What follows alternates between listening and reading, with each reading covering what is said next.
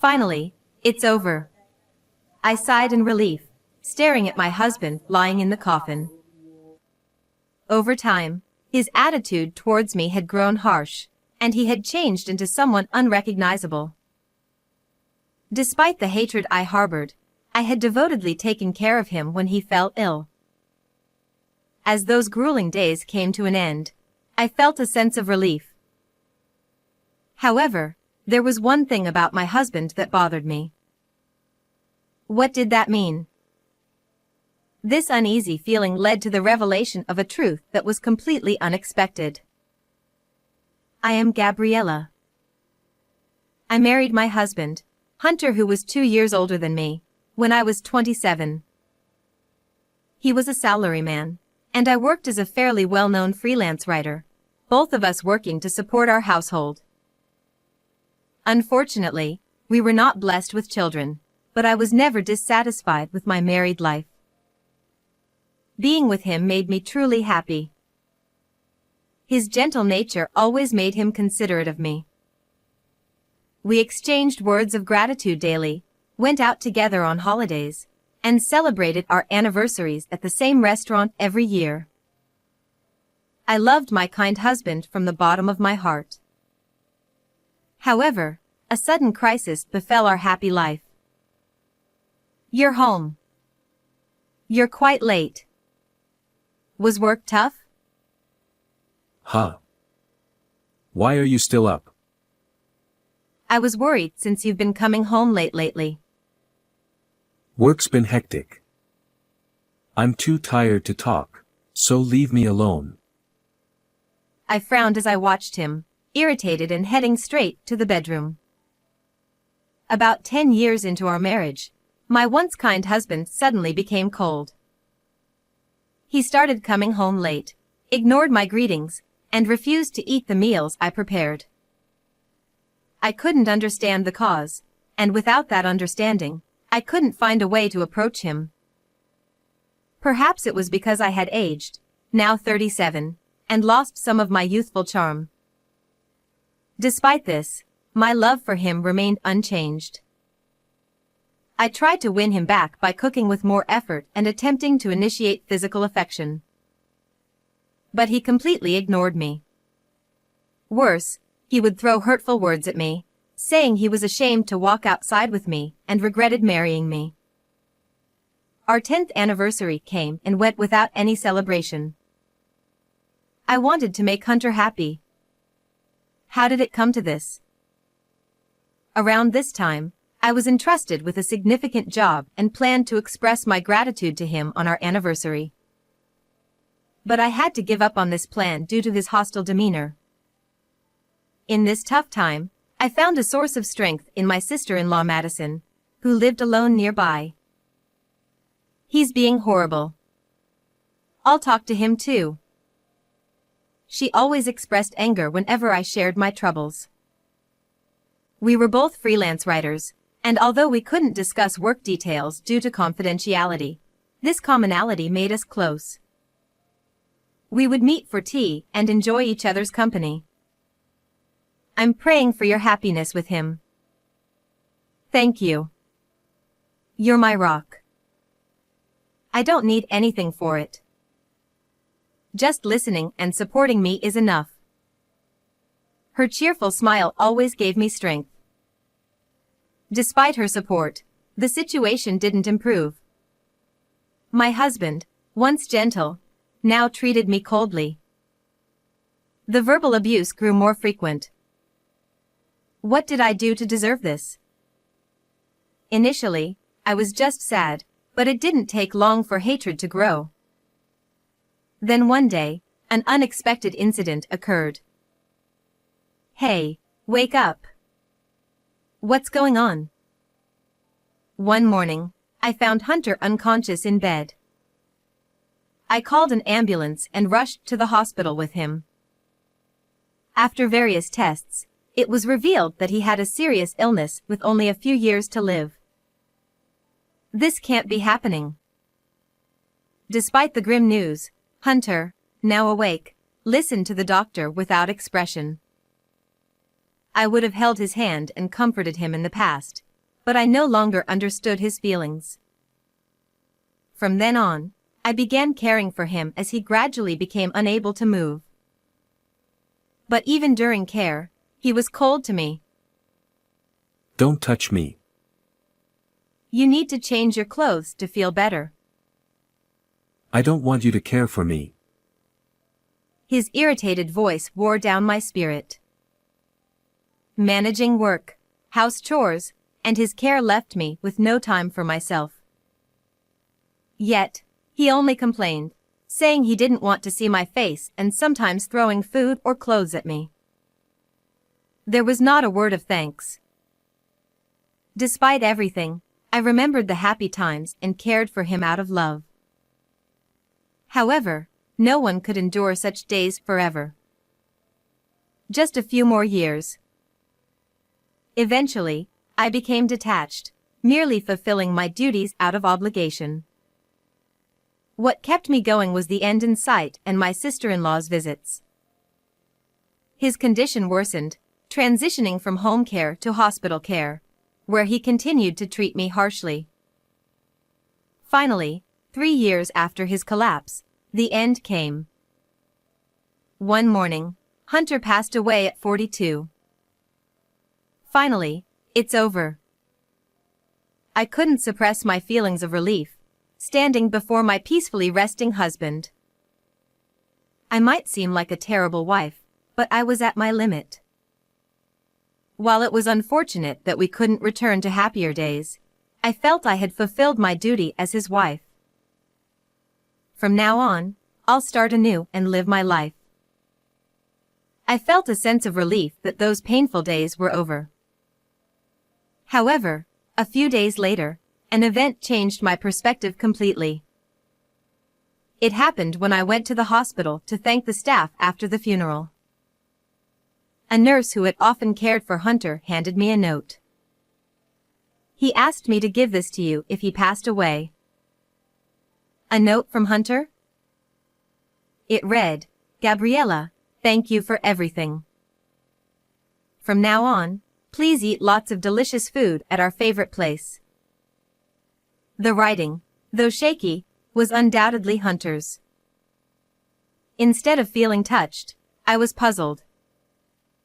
Despite his lack of gratitude during his final years, this note echoed his former kindness. What puzzled me most was the last line. What does this mean? I stared at the words "our favorite place." The only place that came to mind was the restaurant we visited for our anniversaries. But it wasn't a place for indulging in food, just for special occasions. Something felt off. Maybe there's something at that restaurant. With this thought, I decided to visit the restaurant in his memory. This decision turned out to be correct. As soon as I entered, the owner approached me solemnly. We've been expecting you. He handed me something that made me exclaim in shock. What? How could he? Minutes later, I was filled with rage towards a certain person. I had discovered a truth far from what I had imagined. Weeks later, I visited a house. The truth I uncovered was hard to accept, but it was something I couldn't ignore. As Hunter's wife, I had to act. Sitting inside, she offered me tea as usual, her face as cheerful as ever. You've been through a lot. But why are you here today? Her smiling face, once reassuring, now frightened me. Thinking back to the days after Hunter's death, I clenched my fists with resolve. I wanted to talk. About why Hunter turned cold towards me. Did you find something out? I've been so worried about you. Don't play dumb. I can't believe you were behind it. My voice trembled with anger, and she fell silent. Hunter left me a message. So I know everything now. That day, when I went to the restaurant, I was handed a diary. It turns out, the owner of this restaurant was Sergio, an old friend of my husband. My husband and Sergio were quite close, and Sergio had suggested we celebrate our anniversary at his restaurant to honor our happiness as a couple. And my husband had asked Sergio to give me this diary after his passing. I was surprised when I read the diary. I had no idea you were so envious of me. At my words, my sister-in-law's eyes flashed sharply. The diary detailed the truth about everything that had happened. According to my husband's writings, while outwardly friendly, my sister-in-law had always envied my position as a writer. She had heard about a big job offer I received and could no longer contain her jealousy. She then resorted to blackmailing my husband, threatening to spread negative rumors about me on social media if he didn't comply with her demands to stress me out. Apparently, she wanted to ruin my career without damaging her own reputation. At first, my husband refused her demands. But his resolve eventually crumbled. You seemed incredibly jealous. He wrote that he didn't know what you might do if he didn't follow your orders. Ultimately, my sister-in-law, wielding a knife, cornered my husband. Realizing how dangerous she was, my husband felt a sense of crisis. He feared she might eventually harm me directly. So, he decided to act harshly towards me, hoping to give her what she wanted, causing me emotional distress and possibly leading to divorce. He thought that if we divorced, my sister-in-law and I would become strangers, reducing her opportunities to contact me. Believing Sergio was safe to confide in, my husband had been consulting him all along. During their final meeting, he gave Sergio the diary, asking him to ensure I got it. The diary ended with apologies and a warning to escape because it's dangerous. What does that mean? Explain. I glared at my sister-in-law, my voice trembling. Despite everything, part of me still wanted to believe in her. While I didn't doubt my husband and Sergio's words, it was also true that she had helped me numerous times before. If you just apologized sincerely. But my hopes were quickly dashed. That's just my brother's delusion. I haven't done anything. Her mocking voice made something inside me go cold. Despite my hatred towards my husband in recent years, the love he once gave me lingered. The person I chose wouldn't lie so elaborately. Disrespecting him like this was something I couldn't forgive as his wife. I see. If you won't admit it, then you'll have to face punishment. What? I've done a bit of research into your writing career. In the next moment, her expression changed drastically as she looked at me. Determined to find a way to punish her, I had thoroughly investigated her. Rumors were circulating that she was blackmailing celebrities for forced interviews and writing fabricated gossip articles to make money. None of it has gone public yet, but if it's true, it's serious. Do you understand? Proof? You're just jealous because you can't find good stories. As I glared at her, she turned red and stood up.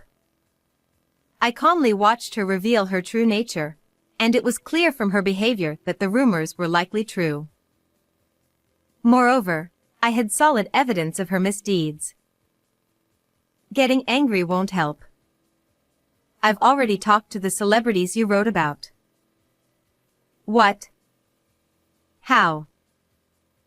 I also introduced them to a skilled lawyer I know. My sister-in-law's jaw dropped, shocked that I had gone that far. Being a well-known writer, I used my connections to talk directly to the idols and actors she targeted. It turned out the rumors were true.